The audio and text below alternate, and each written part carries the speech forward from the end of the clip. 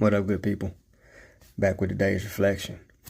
In today's reflection, I want to talk about how sometimes we could be going through things, and I know, many of us are going through things all over the world. And whatever it is that you're going through, it could be from the biggest thing to the smallest thing. Um, Whatever it is that we're going through, it's always a window of opportunity. And in that window of opportunity, um, is we either thinking the worst of the worst that could happen in the situation, or the best outcome in the situation.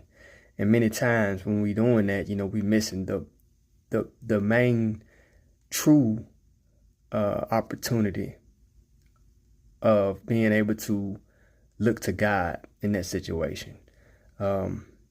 Because a lot of times, we thinking about the what ifs, we thinking about the woulda, shoulda, couldas. We thinking about, why did this happen? And in those moments, we got to understand that when we doing that, we giving Satan the opportunity to come in and plant himself on those weaknesses. Well, what are we thinking about? Because if we think about Jesus, in his last days when he was praying, he was thinking about, he was second guessing himself. He was having those thoughts in that window of opportunity. Right before the crucifixion, he was saying, God, is it any other way? And in that moment, if he had focused on those thoughts, he could have been like, God, you know what? Instead of me having to down the cross, how about I build another ark and you send another flood and we do it that way?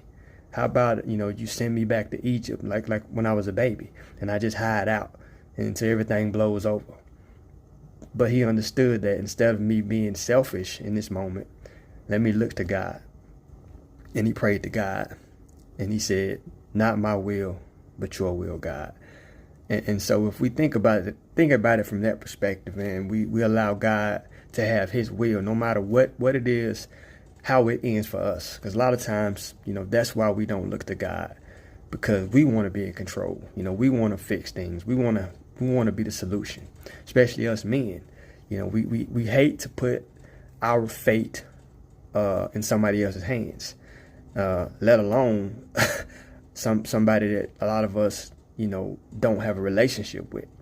And so, it can be like, it can be an out of body experience to just let go and let God. But that's exactly what we got to do. It's a reason why God said, seek me and you shall find me. It's a reason why he said, knock and the door shall be open. It's a reason why he said, ask and you will